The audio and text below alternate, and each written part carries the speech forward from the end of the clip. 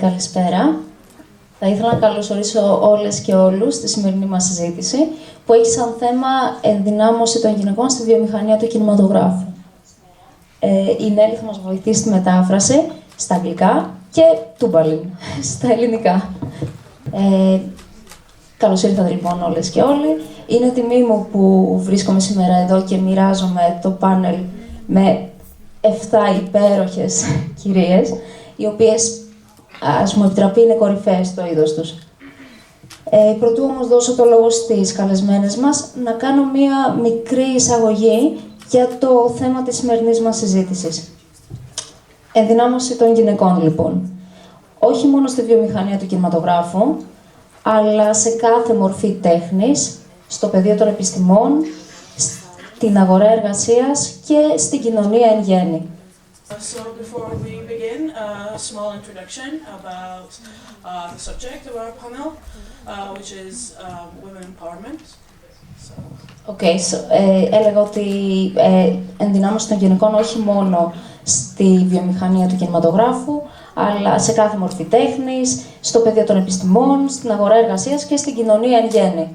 Not only in filmmaking, but also in arts in general, in sciences, and generally in society.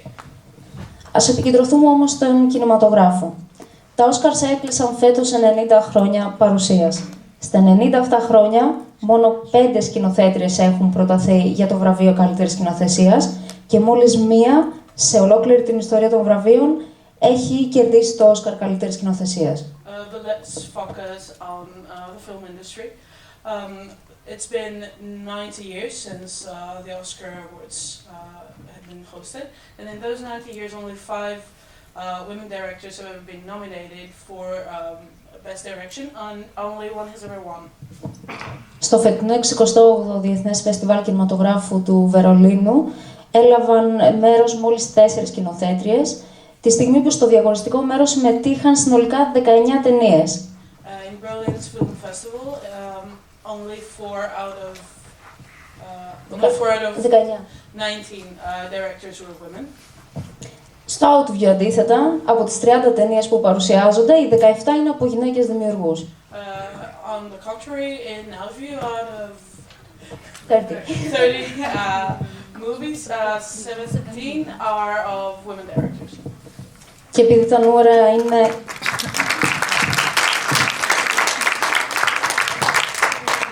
That is in competition.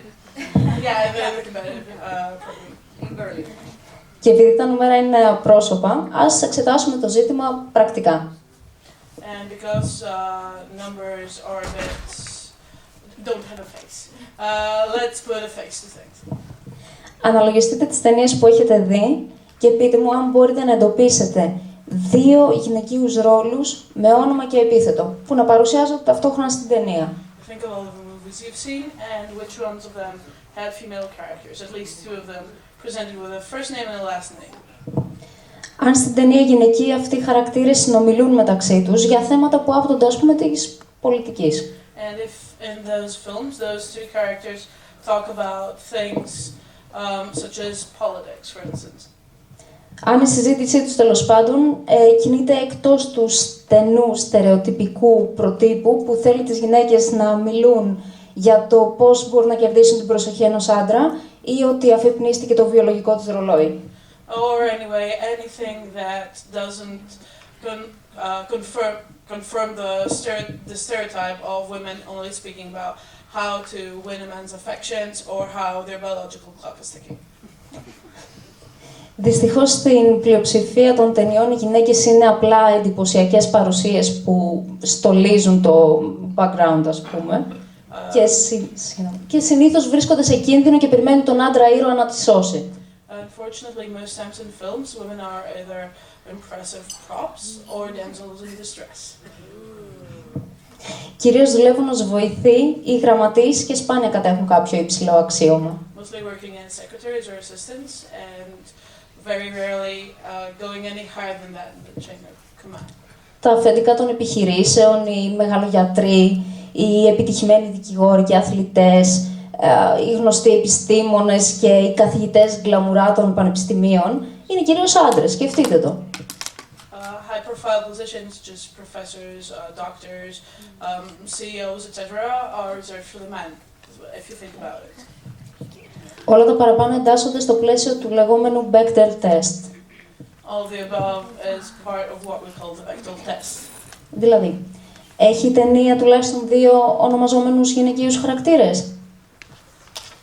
Αυτή, ναι. Οι χαρακτήρες αυτοί συνομιλούν μεταξύ τους και εφόσον συνομιλούν, το περιεχόμενο της κουβέντας τους ξεφεύγει από το θέμα των αντρών. Does a film have at least 2 female characters which interact with each other about something that doesn't revolve around men? Το 2015, το 45% των blockbusters απέτυχε σε αυτό το απλό τεστ. In 2015, 45% of blockbusters failed that very simple test.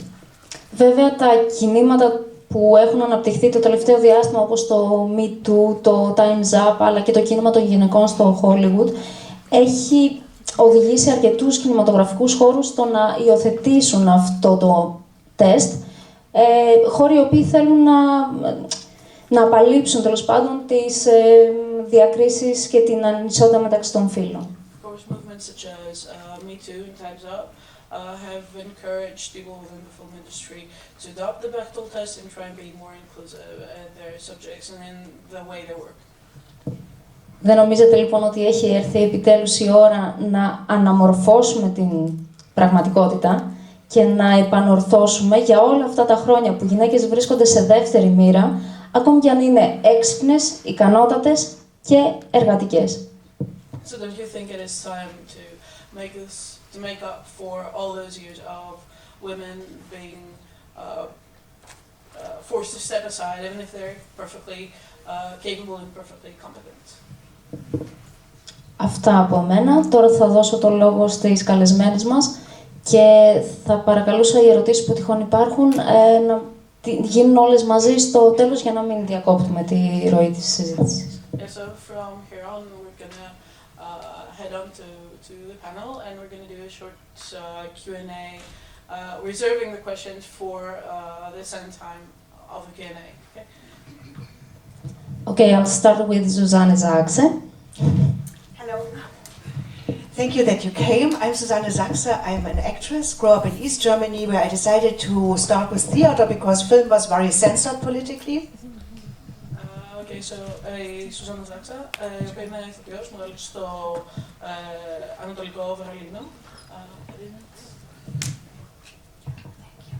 Please repeat the part about censorship. Oh, in East Germany, film was very censored, but in theater you had at least once free speech, so that's why I choose theater. Okay, επέλεξε το θέατρο, δεδομένου ότι ο κινηματογράφος υφίσταται αρκετά σοβαρή νομοθεσία στην Ανατολική Γερμανία, αλλά δεν πράγμα πιο ελεύθερα στο θέατρο. And now I work in film. Και τώρα εργάζομαι στο κινηματογράφο.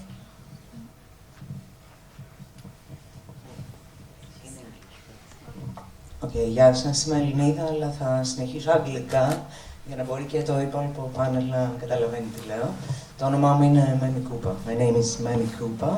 I'm a writer, director of short films, experimental films, documentary, TV commercials, music videos, etc.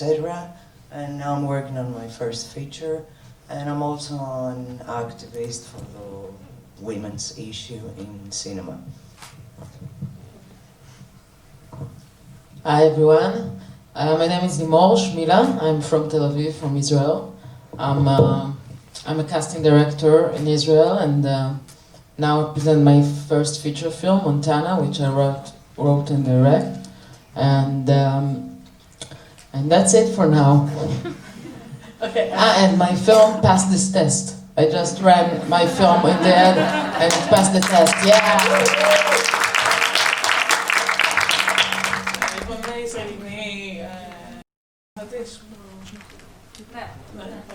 Ωραία. Η ταινία της Montana είναι εδώ στο Outview και περνάει το Bechdel test. Επίσης είναι από το Ισραήλ. Hi, my name is Andrea Wilson. I'm the director of the Inside Out LGBT Film Festival in Toronto, Canada, which is one of the 3 largest LGBT film festivals in the world. And as the first woman director of a festival, which is 28 years old, these issues are very important to me, and specifically speaking to representation of queer women, gay women, lesbian women, trans women in film. Okay, η Αντρέα λοιπόν είναι διευθύντρια του LGBT Festival Inside Out στο Toronto. Στο Toronto. Η πρώτη γυναίκα διευθύντρια του φεστιβάλ και λόγω της ιδιότητάς της είναι για εκείνη πολύ σημαντικά τα ζητήματα που αφορούν την εκπροσώπηση των γυναικών, των LGBT γυναικών και των trans γυναικών. Hi, hi.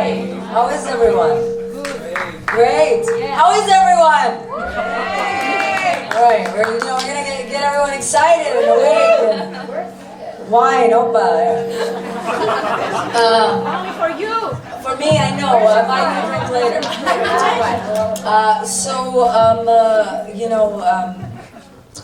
My name's Fawzia Mirza. I am an actor and a writer and a producer. My film screened last night. It's called Signature Move. It's beyond passing the Bechdel test. It's all women, maybe one cisgendered man, maybe.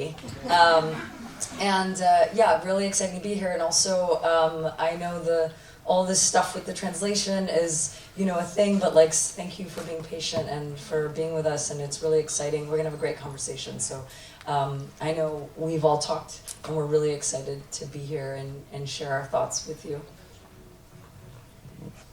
Hello, my name is Émilie Jouvet. I'm from Paris, from France, and I am a film director, also producer, and writer too. My 6th movie will be screened tomorrow, which I'm very excited about, and so I hope we have a good talk together. Hi, I'm Mirza and I have a background in human rights campaigning, theatre and cinema, and I'm currently developing 2 oral history projects. One is for my grandmother, and the other one is for street sex workers in the center of Athens. I also am assisting with some of the questions as we have discussed, so I wanted to begin by asking you, how do we actually empower other women in the film industry? What is it that we can do after we have one of our feet, or both of them, or everything inside? What is it that we can tell other people about getting here, finally overcoming everything that stops you from doing what you need to be doing? And also, if you can bring up an example from your own work and your breakthrough into the film industry. Shall we start? Should we just do like that? Or the other way around. Yeah, exactly. And then I can use another microphone.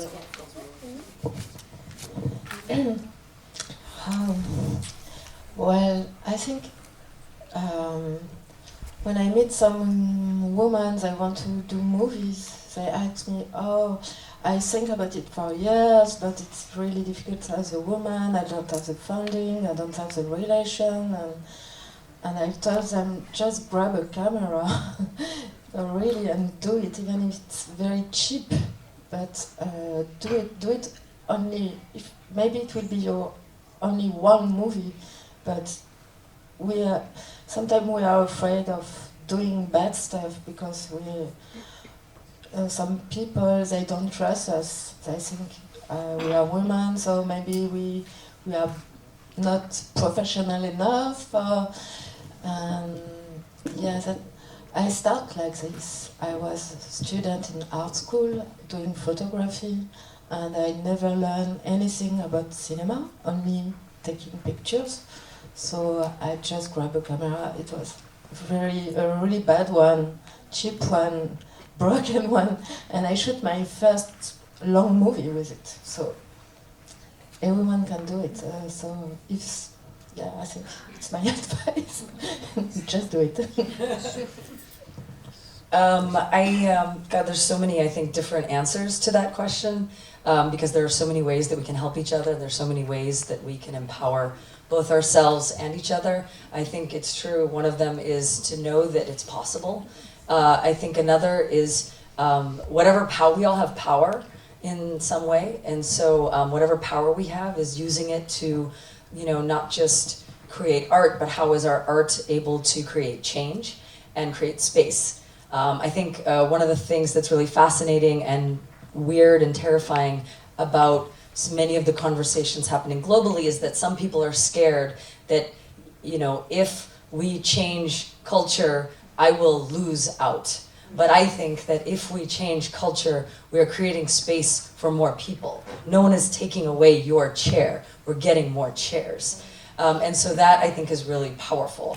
And so sometimes I think society and culture has pitted us as women, as queer people, as marginalized communities against each other. And instead of caving into that, I think it's important for us to realize that we have power if we create space for each other. I think that's really powerful. And for me personally, one of the things in my movie that I can talk about was casting.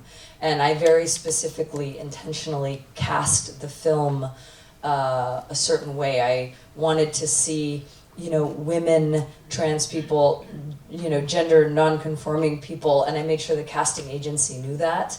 And so if the role was written for this certain name, I said, I don't care, I want to see everyone. This is more of the person who happens to win the room.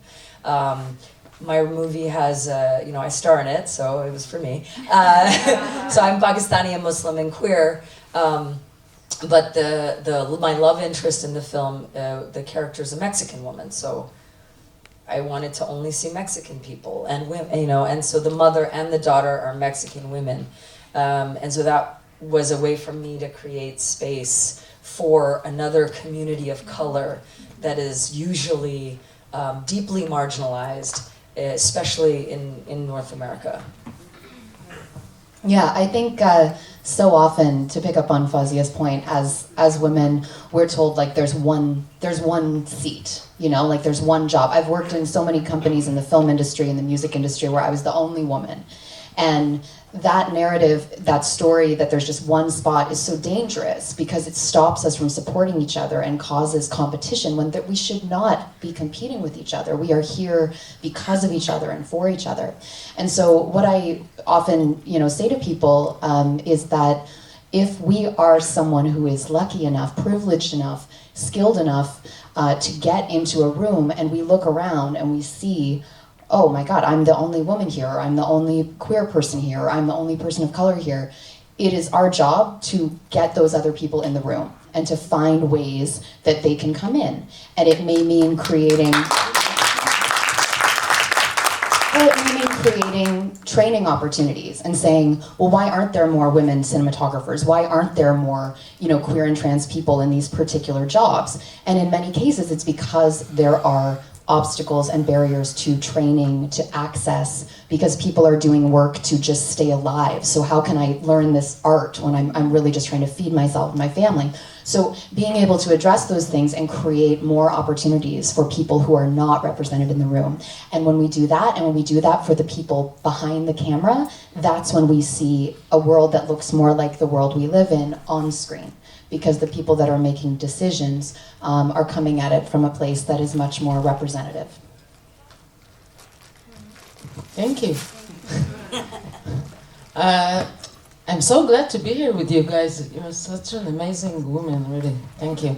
Well, I can answer this question from my both heads I had as a casting director, because now in my career I can be in a place where I can choose the project I will cast or the script I will do, and it usually will be like the main character will be woman, and not particularly queer, because otherwise I won't have a job. But it's have to be like a woman, a strong, powerful woman that wants something really important for her life, or with agenda. So as a casting director, I picked this script, and as a director, when I did Montana, it was very hard to do. We did it like very low budget, and it's very hard in Israel like to raise money and not to wait like 5 or 6 years.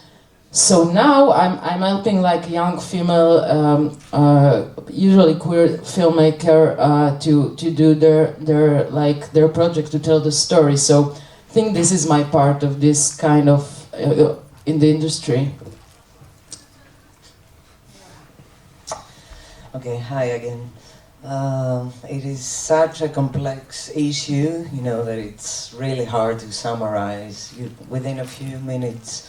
But I would like to mention first that the struggle for women's empowerment in the industry and in art in general is obviously a struggle against stereotypes. And stereotypes are such a huge part of our culture, of the culture that has defined us, that, you know, has defined our perception of who we are and what kind of world we live in. So, you know, we have an equal responsibility, women and men, to change that, to make stereotypes collapse. It takes a lot to do that, obviously. It takes a lot of work.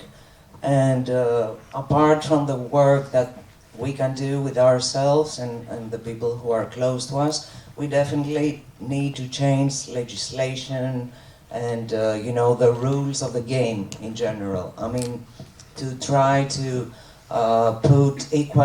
place equally men and women in you know, all the decision-making processes, you know, like festivals, film financements, because for the time being, women are judged mainly by men, you know, by men, experts, authors, etc.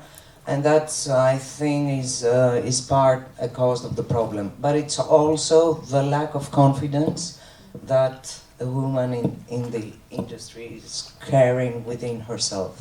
And to give you like a more personal example, although I've been many years in the industry, and although at a very young age I was running my own production company, so I was like a well-respected person in the industry, just because I had chosen to work exclusively with women cinematographers. I had a really hard time to get my scripts financed. You know, they kept being rejected for years, and that at a certain point made me make a decision that I would only work for my projects on a self-financing, you know, for the most part, mode, and I wouldn't be you know, victimized through this process of being judged as a woman and as a queer woman.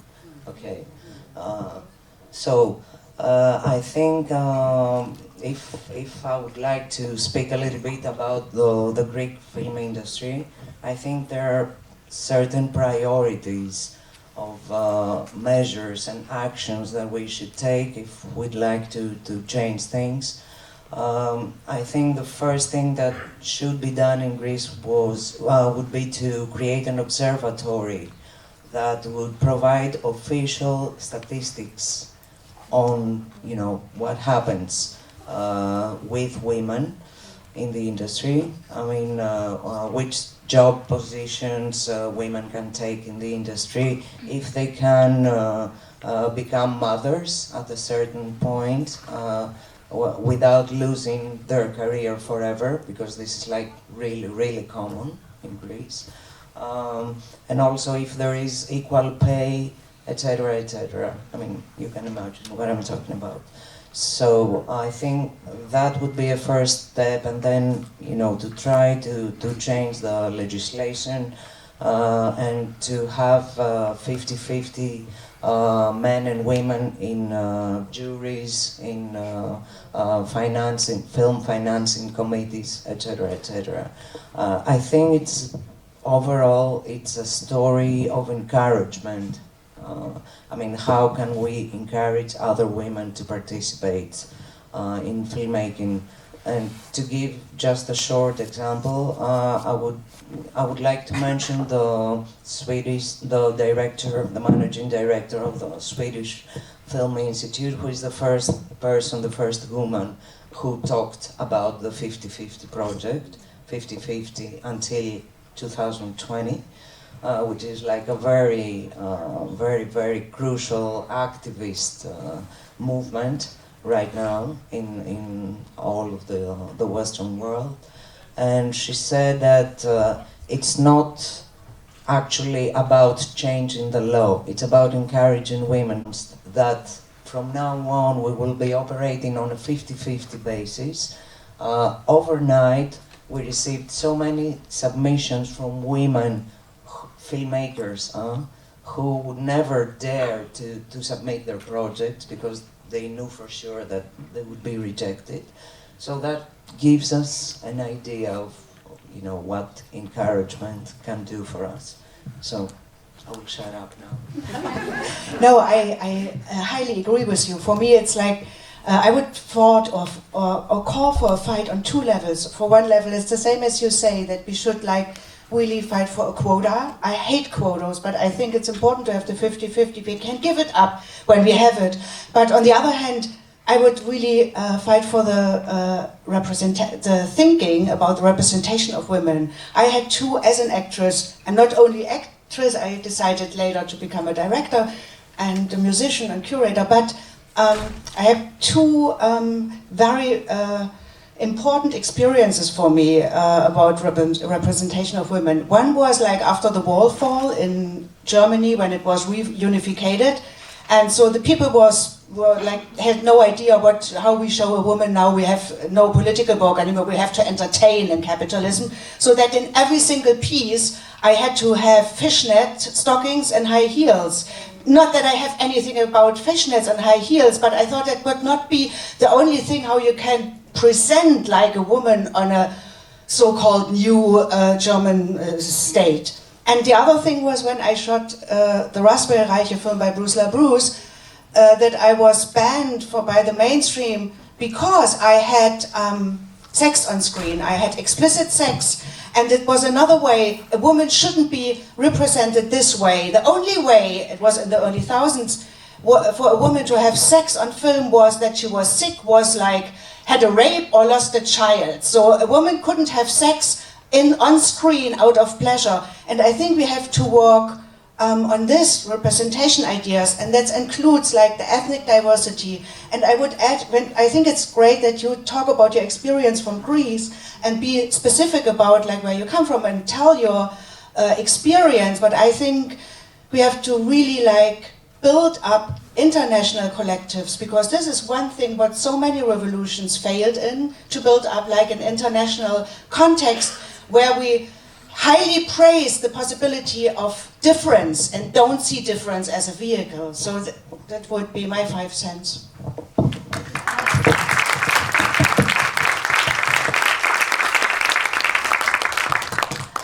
I wanted to say that I think when we enter the film industry, it's very common that we enter a man's world, and we actually, as audience, we learn a man's language. This is a medium defined by men, creating the medium's language. So I'm gonna prompt you back to some of the issues that you mentioned now. I wanted to first tell you an anecdote about how I first started as an assistant director and casting director, and of course I was only working for men, and that was one of the reasons why I moved from the country. So one of the things was that I showed up one day with lipstick, and the other assistant director said, "Elisa did not show up for work today." No. Really? What the fuck, right? And another thing was there was a lunch break, and I was really overwhelmed trying to run the set, and the director was looking for me, and they said, "Well, let's check where the food is, because that's probably where Elisa is." I should say I was then a larger person, so it was a more vicious attack than it sounds now. So I wanted to come back to what you said about using what we have, and I'm going to connect this with the medium's language. So we enter a man's business, right? So usually our first experiences is working with a majority male crew, right? And we learn that this medium works like that. These are the important directors. They're usually all white men, most of them dead, blah, blah, blah. They have some, obscure sadness that is a bit unjustifiable. It's like, oh, it's so sad to be a white man. I have so much money to make films about it. Like, life is hard. And I wanted to talk about do-it-yourself DIY culture and its connection to feminism and its connection to queerness, and how even when we finally overcome everything and we trust our need to tell our stories, and we can very clearly see that our story is unsung and it's important, and it's very difficult to actually get there, right? It's like everything is like saying the opposite. It's like, well, why does it matter? Whatever. You just have a silly camera. Who are you? What is this? It's some angry lesbian doing some shitty stuff. And I wanted to say that once we finally produce something, it is judged based on that paradigm. So it will be frowned upon if you don't have good sound equipment, if you don't have access to funding. And in fact, we all know that women get less funding. So this is like a political, isn't it a political statement to actually carry on making art, using what we have, making it visible that we only have that, instead of making it invisible and saying, okay, now I'm going to do, instead of being the exceptional success story that actually confirms the rule. And what do you think about, messy aesthetics and home videos and the importance of unburying this kind of stories that most sponsors did not think it's worth funding? Oh. Well, I think what you said is very important about the aesthetic. Really, because it's impossible to have the same aesthetic when you don't have money and when you have a lot of money, a big team. So most of the time, movies made by a woman, they are less money. It doesn't mean they don't do something super great, but of course, it's different. And so I think about it a lot when I am asked sometimes to be a jury in film festival, and most of the time I'm the only woman on the jury, so it's all guys. And now when people ask me to do that, the jury, I ask for a prize, one for female director and another for male director. So they are not agree with me, so I have to fight a little bit, and I explain that because most of the time they judge on the aesthetic only, and some of the production made by women are, I love the aesthetic made with cheaper stuff. I love it, but they don't, because for them it's not real cinema. So I explain to them that it's very important to have two prizes. But they said, yes, but we are impartial. It's not because we are men, we are choosing the best movie. I said, yes, but if you look the best movie on all the film festival, it's always men having the prize. So now I ask it for it, and I don't want to be a jury if they are not all agree to do that. And it worked very well, in fact. I think it's a good way to promote women arts.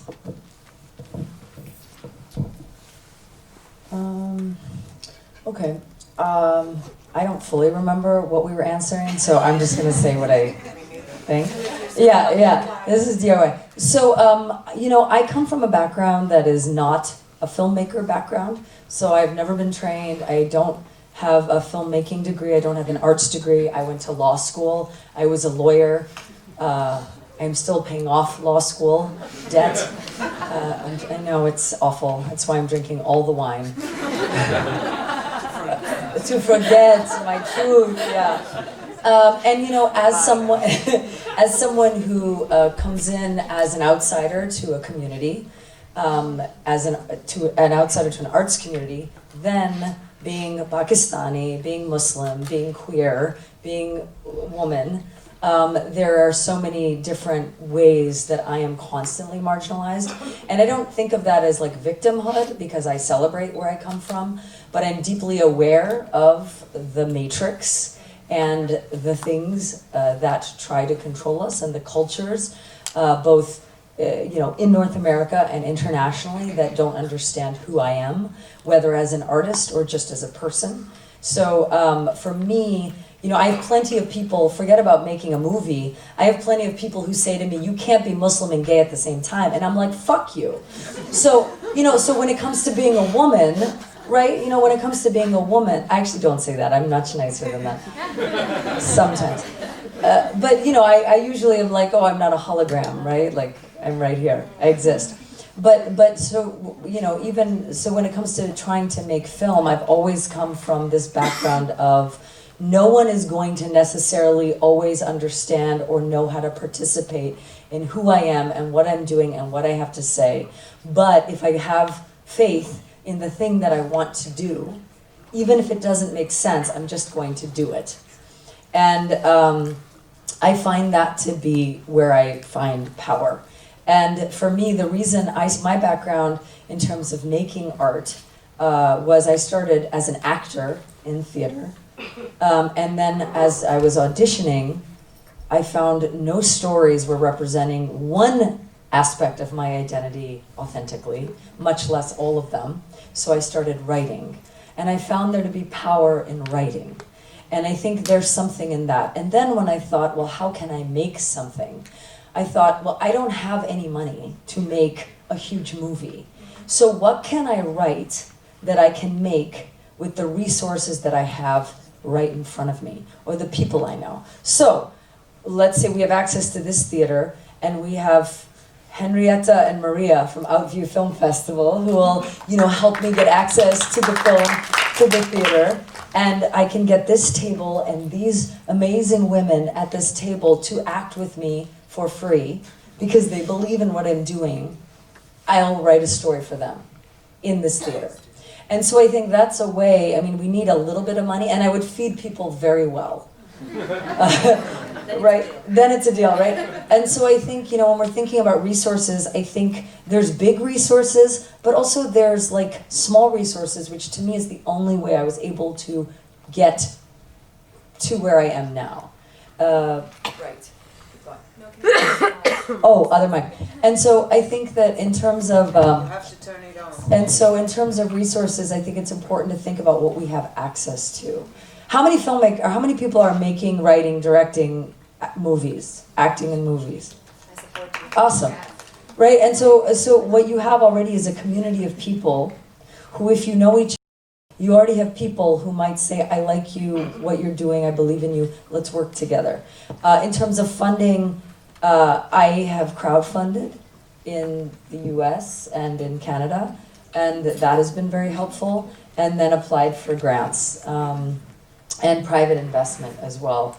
And one of the things I love about queer film festivals, and why, even though it's very sexy now to be gay, it wasn't before, and it's also very sexy to be brown, it wasn't before. Yes. Yeah. It's sort of sexy to be Muslim now, sort of. But I find great power and space in the film festival, queer film festival world. Even though mainstream festivals are still supporting my work, the queer film festival is giving me more space. I totally agree. Yes, and what is very exciting is my next feature, or one of my next features. I don't know if another mainstream festival would have supported it in this way, but Andrea's Film Festival, Inside Out, where I've screened many times, is giving me space at their finance forum. And that's something that is new and is very exciting. So I get to be a filmmaker at this festival where I have a movie that, it's a small movie, but because it's queer and because they're supporting it, there's more space. So I think it's very important to see the people who support you and support and not forget where we come from. And I think it's very important. I'm tired. So. Yes.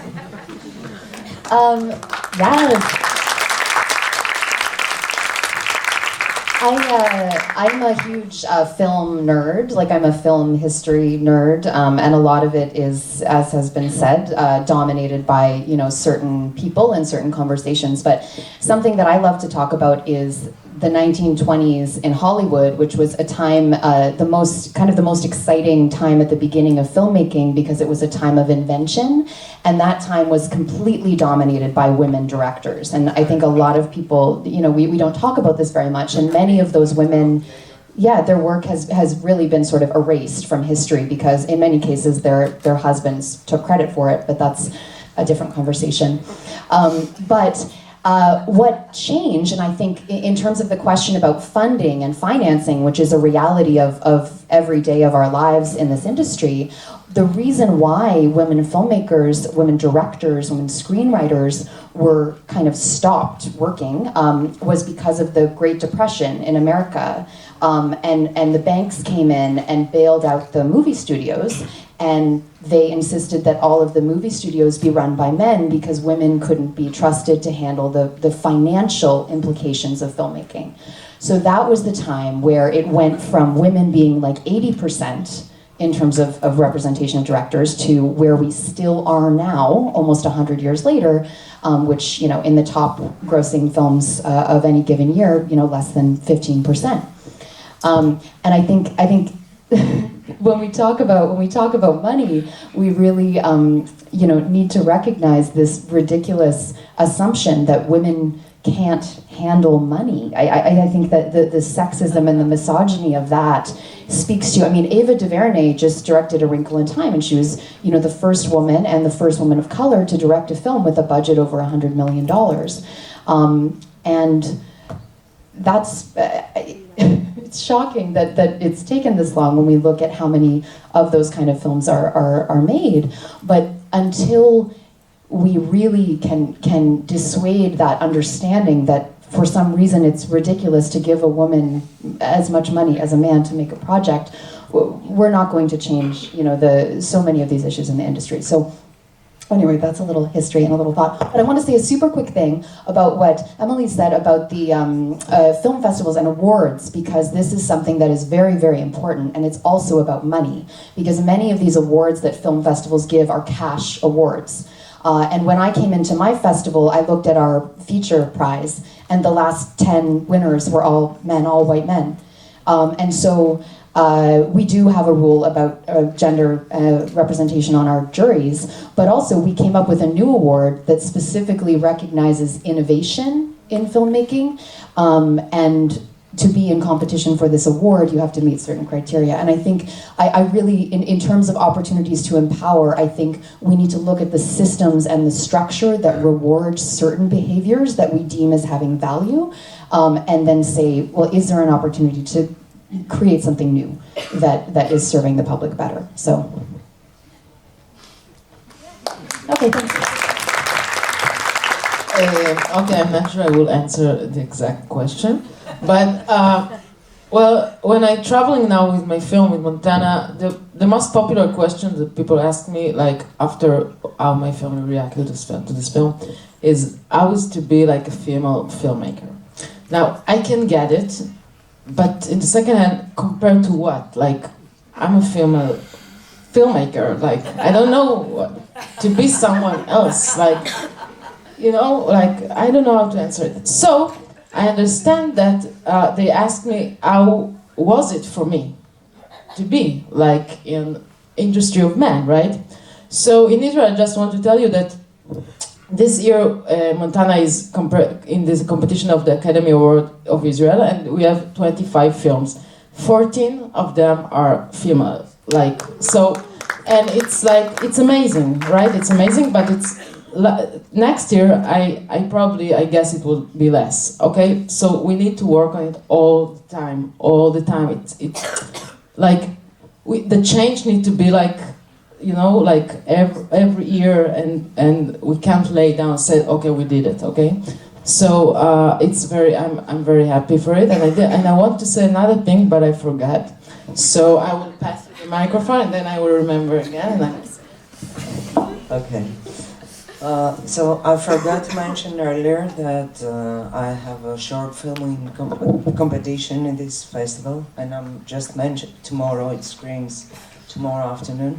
I'm just mentioning it now because it makes me think that since this is like a really low budget, completely self-financed film, I now realize that it's a self-financed film because I had no confidence whatsoever, no faith that it would be financed, by the financing authorities in Greece, etc., etc. So, I felt this sense of urgency that I had to do this film and went on and did it myself. But at the same time, I had submitted the script for my feature film, which is a totally queer film. It's also far beyond the Bechdel test.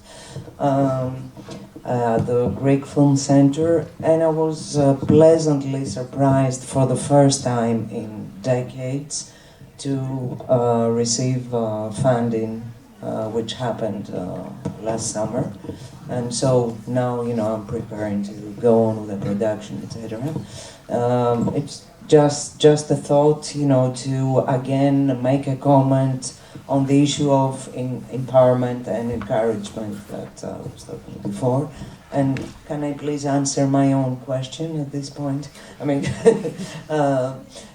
okay, since I sort of forgot what was the initial question, I wanted to comment on an argument that most men or authorities are using to claim that the 50-50, the equality, the parity project for women will fail meritocracy in the film industry. Okay, that's their main argument. And I would first like to say that this is that meritocracy in itself is an illusion, and many philosophers and intellectuals are telling things about it. Recently, Alain de Botton said that meritocracy is anyway a really crazy idea when he was talking about discrimination, etc., etc. And I think we should invent our arguments in order, to be able to answer every time that someone says that we're going to fail to harm meritocracy, that meritocracy is going to collapse because men and women will be equally financed in the film industry. Okay, so that's a thing to reflect upon, to think about. I just want to come quickly back to your question about DIY, because I think it's tricky, and I think it's a super relevant question, because I would DIY also define not only out of a lack of possibility, I would define DIY as well as a possibility to intervene and to destroy a system. How often did it happen that from the underground film or the experimental film, we gave so many, ideas, instructions, and it was taken over by the mainstream. So for me, I think DIY could be a subversive element. Yes.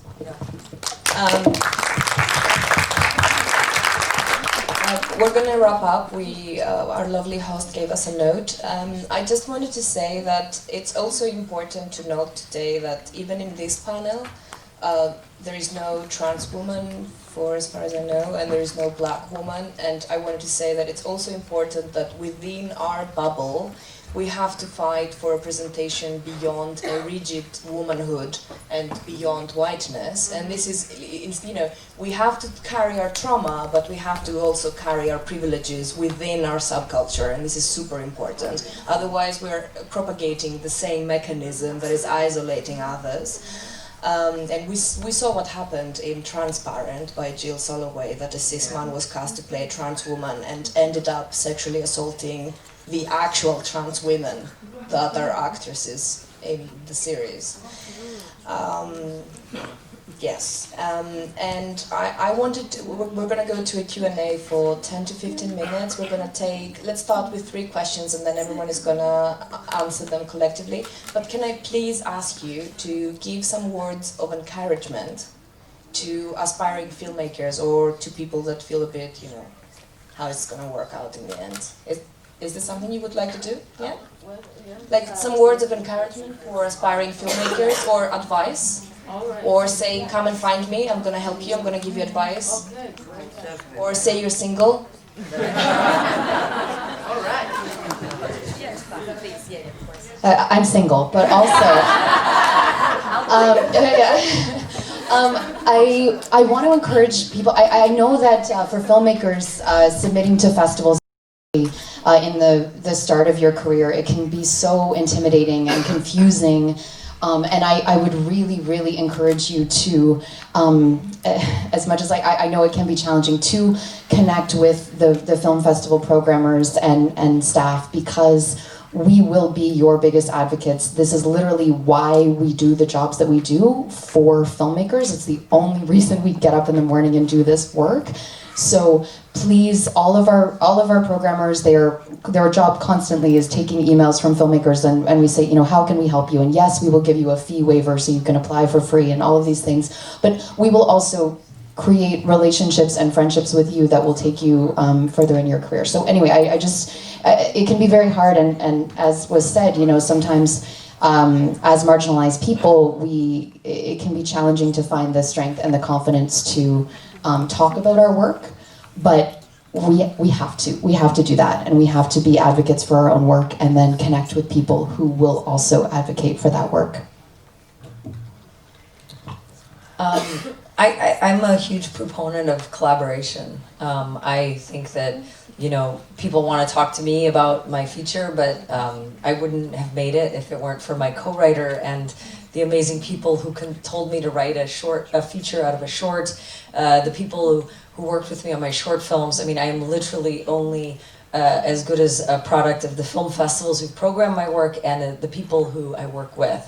So I'm a huge proponent of, if you're terrified of trying something out or supporting or finding a way in, find other people who have the same values as you and want to push and do and create and be and make and live and thrive. There's so much power in that to me. So find collaborators that feel the way you do. Yeah, I would like to thank all the teachers I had when I was in school, the homophobic teacher and the sexist teacher, and because they pushed me to do movies and to talk about queer people and feminist stuff. And so what I want to say is, sometimes your environment is very bad, but it could be something that moves you to do stuff. So you have to go through, because at the end you will meet amazing people. They will love what you do. They will help you. But it's not always like that when you start. But be sure, if you do it with your heart, you will find the good people at the end. Yes. Yeah. Well, I'll do it quick, because the next screening, it's my film, so we'll do it quick. Well, If you want to sound check. yeah, I agree with the 50-50, and I totally here with you guys, but I really think that we should do. Like, I'm a doer, because to sit and wait for money and to say, I don't get it, it's like to be the victim of the system. I can get it, but I think the main things to do is just to do. And Montana, I really did it against all odds, for sure, really, trust me, and we did it. And I'm now editing my second feature film, I'm writing my third, so we can do it, really. Just tell your story. And if you need anything, they are here. and I'm also here. So, and thank you, Henrietta and Maria, for hosting us. Really, thank you.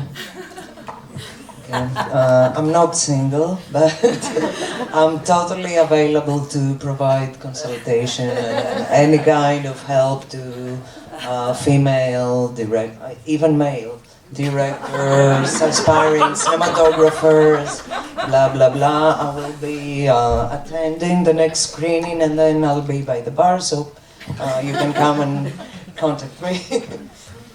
I would advise to really articulate what you want and ask for what you want without any doubts, and don't doubting and don't play the card anymore, or don't trust myself, and tell the people who you want to work with, because they don't know that you want to work with it. It's not written in the newspaper, so just have the courage to say what you want and do it.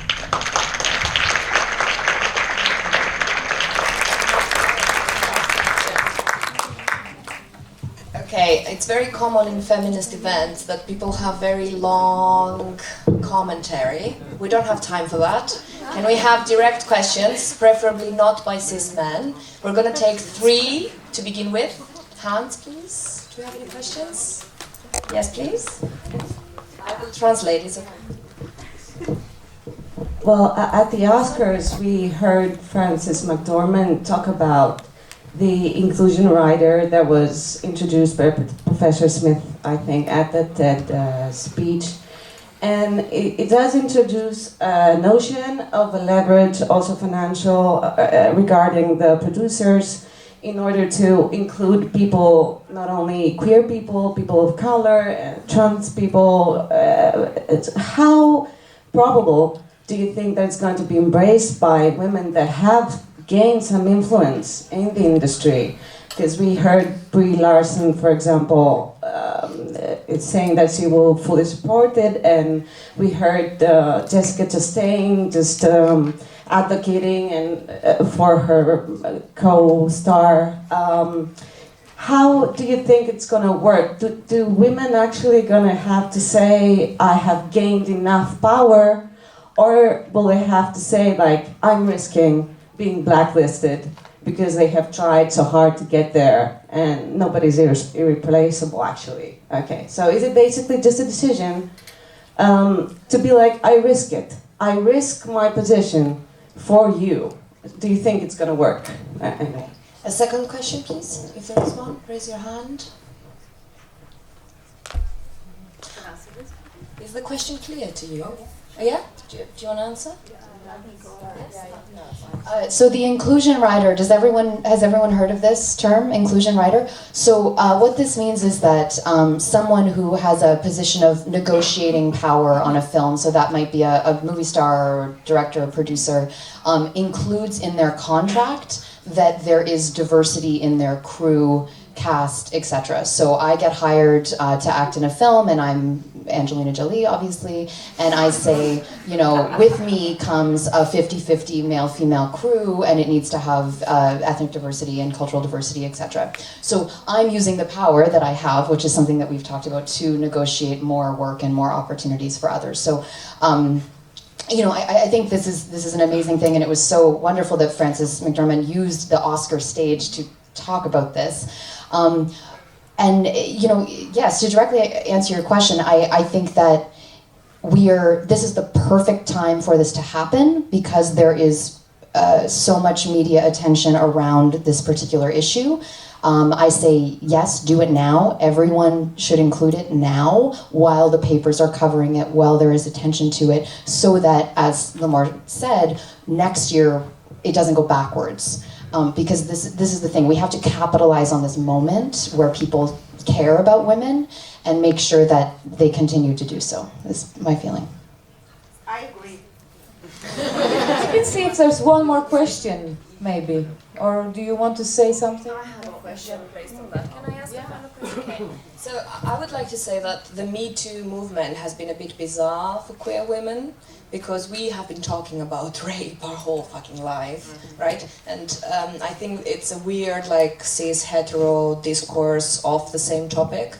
And I mean, Rose McGowan is transphobic scum. She literally told a trans woman to shut up and leave the room in one of her events. So I'm not going to praise her here, but I'm also letting you know, in case you have not heard this, just Google her transphobia, and this is an issue, right? And the fact that she's capitalizing on being the feminist voice right now, despite the fact that she's a white cisgender woman who thinks it's okay to shout at a trans woman at an event. I mean, it's outrageous. But I wanted to say that the Me Too movement is popularizing issues around consent and rape, and we know that a lot of feminist filmmaking is touching upon those issues. Would you like to say how we do it differently, or how you think, like, any commentary around this, like, awareness around rape culture and how the mainstream culture is absorbing stuff, but it's quite selective and it's a bit, it lacks nuance at times, and it negotiates what is assault, what is acceptable, but then again, sometimes it's just for white women, it's not for all women. So it raises. Hold on, please. I mean, first of all, this is like a way too complicated of a conversation to have literally in the final minute of any panel. And I say that with great respect, and I say that because, like, part of the problem in the movement and why some people are like, I'm so scared, and it's like because they don't actually know how to have a very intense conversation, right? It's like you look at an iceberg and you're like, wow, it's so pretty above the ice, and oh, it's big, but like not that big, and it's like, well, look under the surface. And so a lot of people want to have this conversation in a very binary way, and it's not a binary conversation. And so, you know, and very respectfully, I just think that, you know, there are a lot of complications with what's happening in Hollywood with the Me Too movement. The power of it, and it is very classist, it is very race specific, and that is true of rape culture, but the power of it is between the Me Too movement coupled with the work of Reese Witherspoon and Nicole Kidman and the show that they made, Big Little Lies. Whether we like it or not, those two things are changing Hollywood, right? And it's very specific, but those two things are literally what is making huge executives in Hollywood who have no clue about us, who don't understand how to have these conversations, who don't give a shit about the kinds of things that we give a shit about. They care about money, they care about numbers, and they care about contracts. However we have to do it, we have to do it. And I don't mean that in a way where it's like we should sacrifice our values, but it is a time that we can capitalize. And so it is a time right now where these executives are finally saying, oh yeah, I guess we should look at these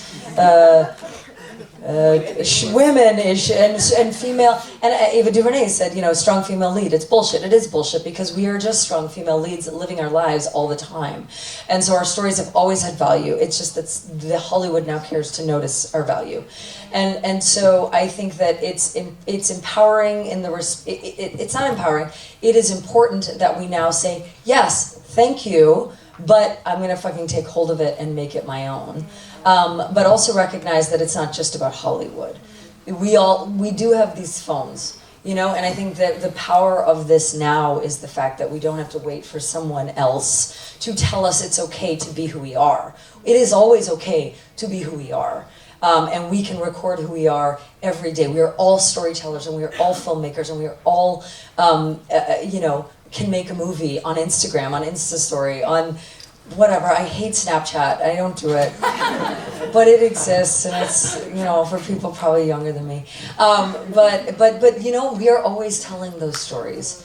And I think there's power in that. So just know that the change is happening, but it is such a vast conversation. And I will say that if anyone says to you, because I get asked the question a lot, how do you feel about Aziz Ansari? You know, he's South Asian, you're South Asian, and he did this. You know, are you allowed to like him anymore? And I'm like, you know what? Like, don't talk to me about whether I'm allowed to like him or not anymore. What you should be thinking about, if we're talking about the Me Too movement or rape culture, is step back and say, there's a lot that I need to understand about the things that are happening to people by other people. And there's a lot of pain and violence and trauma that I don't understand, and I need to step back and look and listen and hear and watch better. So that's what I think about all of that. And when it comes to filmmaking, it's so complicated. But I think there's so much for us to learn and think about all of us across our identities. I know, I just talked a lot. We want to hear so much more, but we don't have time. I'm very happy that of course, we should have had 3 hours for this. And we were running late, and we have crossed our line of wherever time limit we had. So I just want to say thank you to all of you for all that you came from far and that you came from close. And let's continue. Like, these women are here. They're accessible. Go talk to them. That's why we invite international guests. Some people are saying, oh, why do you have all these international guests? It's because of this, so that you can talk to them.